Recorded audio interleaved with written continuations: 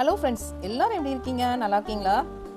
Friends, ஒரு பழைய water can, ஒரு பழைய பெயிண்ட் பக்கெட், ஒரு உடைஞ்சு போன மரவள்ளி குச்சி, இதில் இருந்தே ஒரு முழு தோட்டமே உருவாகுமா? ஆமாம், முடியும் ஃப்ரெண்ட்ஸ். இன்னைக்கு நான் உங்களுக்கு காமிக்க போகிறேன் இந்த வீடியோவில். சின்ன சின்ன இடத்துல கூட 20க்கு மேற்பட்ட பூக்கள், பழங்கள், மூலிகைகள் அப்படின்னு நிறைய செடிகளை நீங்கள் பார்க்க போகிறீங்க.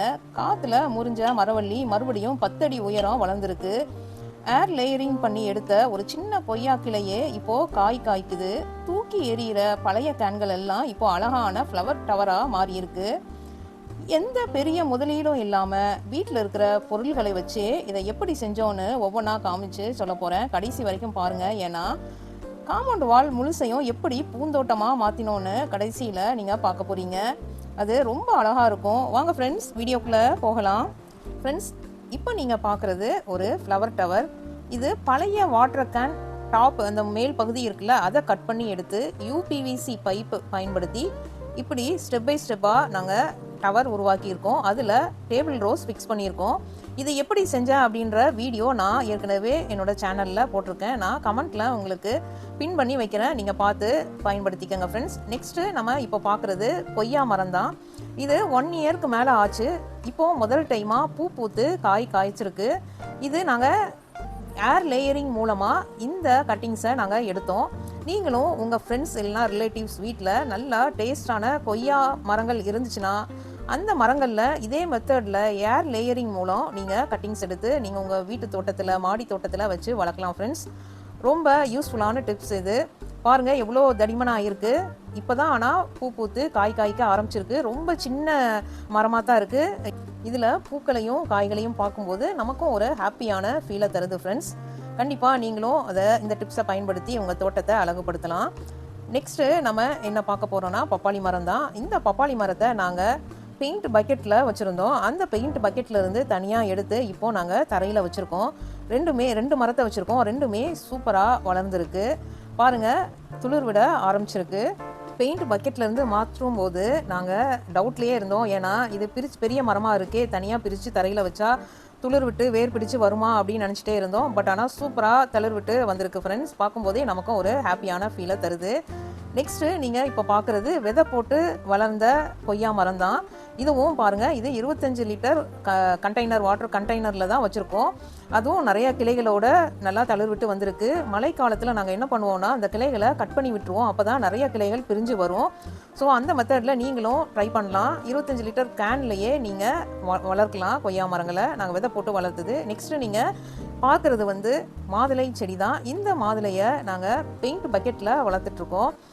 பெயிண்ட் பக்கெட்டில் நல்லா சூப்பராக நிறையா கிளைகள் விட்டு வளர்ந்துட்டு இருந்துச்சு. பட் ஆனால் நாங்கள் அதை கட் பண்ணி விட்டுருக்கோம். மழை டைமில் தான் அதை கட் பண்ணி விட்டுருக்கோம். மழை டைமில் நம்ம கட் பண்ணி விடும்போது நிறைய கிளைகள் நமக்கு பூக்கள் பூத்து காய்கள் காய்க்கும். அதனால் நாங்கள் இந்த மாதுளை செடியை கட் பண்ணி விட்டுருக்கோம். எவ்வளோ துளிர் வந்திருக்கு பாருங்கள். நெக்ஸ்ட்டு நீங்கள் இப்போ பார்க்குறது மல்லி தான். மல்லி இது நாங்கள் வெளியே வாங்கினோம். ஒட்டு ரக மல்லி சந்தையில் வாங்கினது தான், பல்லாவரம் சந்தையில் வாங்கினது. ஒன்று தான் நாங்கள் வாங்கினோம். வாங்கிட்டு பக்கத்தில் நாங்கள் அது தளிர் விட்டு வரும்போது அந்த குச்சிகளை மழை காலத்தில் கட் பண்ணி பக்கத்தில் வச்சோம். அதனால் நிறையா துளிர் விட்டு நல்லா அடர்த்தியாக வந்திருக்கு. இது நம்மளுக்கு சீசன் டைமில் நல்லா பூக்கள் பூத்து காய்க்கிறதுக்கு நமக்கு ஏதுவாக இருக்கும். இந்த மெத்தடில் நீங்களும் நல்லா தளிர் விட்டு வரும்போது அந்த குச்சிகளை மழை நேரத்தில் கட் பண்ணி பக்கத்தில் வைக்கலாம். உங்களுக்கு யூஸ்ஃபுல்லான டிப்ஸாக இருக்கும் இது. நெக்ஸ்ட்டு நம்ம இப்போ பார்க்குறது கருவேப்பிலை மரம் தான். கருவேப்பிலை மரம் பாருங்கள், காடு மாதிரி சூப்பராக வந்திருக்கு. பார்க்கும்போதே நம்மளுக்கு ஒரு ஹாப்பியான ஃபீலை தருது. இதுலேயும் நிறைய டைமு பூச்சிகள் அந்த மாதிரி வந்துச்சு. நாங்கள் வேப்பெண்ணெய் கரைசலை நாங்கள் அது தெளித்தோம். இப்போது சூப்பராக வந்திருக்கு. இன்னொன்று நாங்கள் அதை ஒடிச்சு கட் பண்ணி வளர்த்தோம். வீட்டு தேவைக்கு அந்த கருவேப்பிலையை கட் பண்ணிடுவோம். தடிமனாக எவ்வளோ திக்காக இருக்குது பாருங்கள். 1 இயர்லேயே சூப்பராக வந்திருக்கு.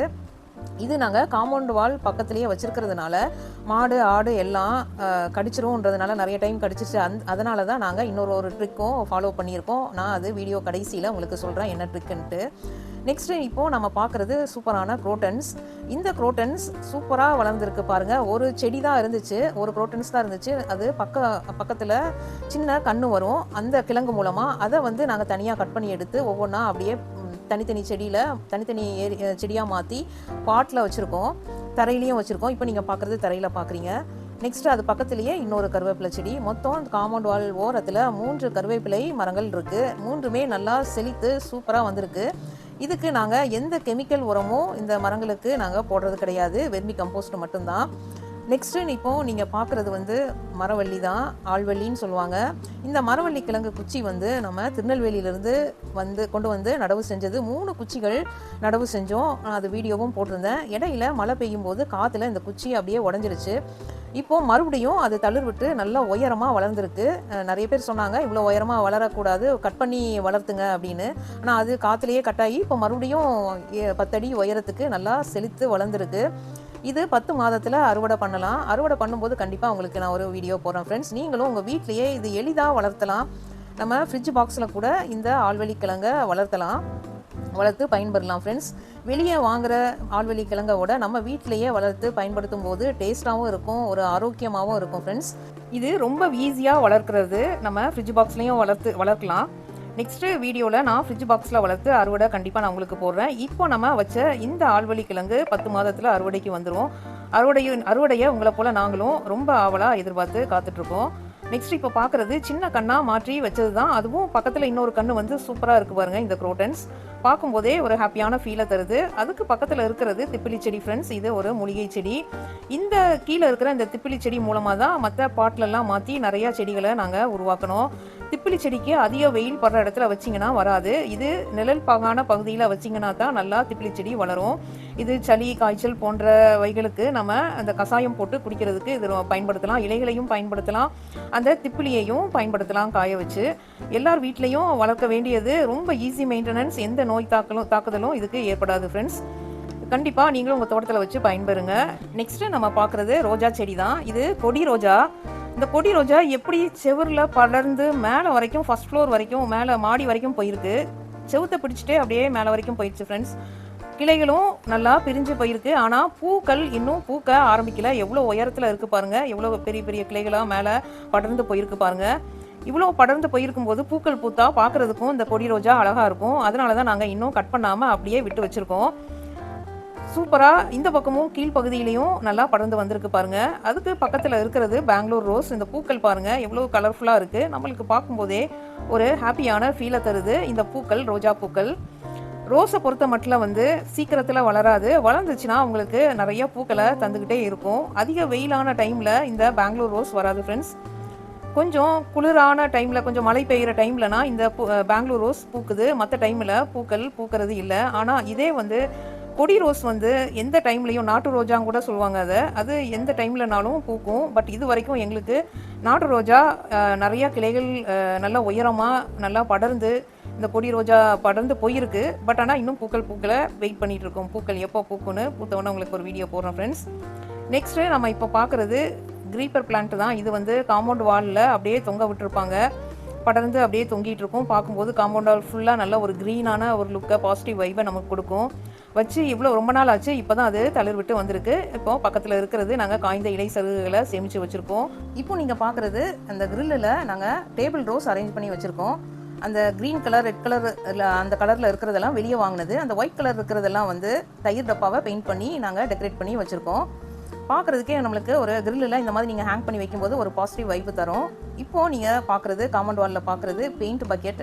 இந்த பெயிண்ட் பக்கெட்டை நாங்கள் எல்லோ கலர் ஒரே கலராக இருக்கணுன்றதுக்காக, யூனிஃபார்மாக இருக்கணுன்றதுக்காக பெயிண்ட் அடித்து அதில் கற்றாழை, கற்பூரவள்ளி, குரோட்டன்ஸ், சித்தரத்தை இந்த மாதிரி செடிகளை சூஸ் பண்ணி நாங்கள் அரேஞ்ச் பண்ணி வச்சுருக்கோம். ஏன்னா மாடு, ஆடு காம்பவுண்ட் வால் ஓரத்தில் வச்சுருக்க செடிகளை கடித்து சாப்பிட்றது. அதுக்காக சரி நம்மளுக்கும் மாடு, ஆடு கடிக்காமல் இருக்கிற செடியாகவும் இருக்கும், நம்மளும் ஒரு மூலிகையாகவும் பயன்படுத்திக்கலான்ட்டு இப்போ பார்க்குறது சித்தரத்தை.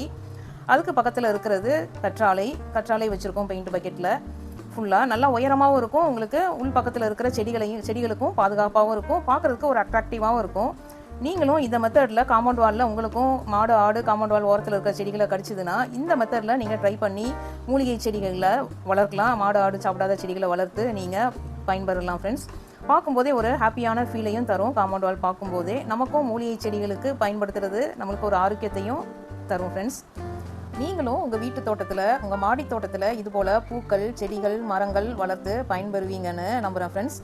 இந்த வீடியோ உங்களுக்கு பிடிச்சிருந்தா லைக் பண்ணுங்கள், கமெண்ட் பண்ணுங்கள், சப்ஸ்கிரைப் பண்ணுங்கள். இது போன்ற வீடியோக்களை நீங்கள் தொடர்ந்து பார்க்கணும்னா அந்த பெல் ஐக்கானை தட்டி விட்டுக்கோங்க ஃப்ரெண்ட்ஸ்.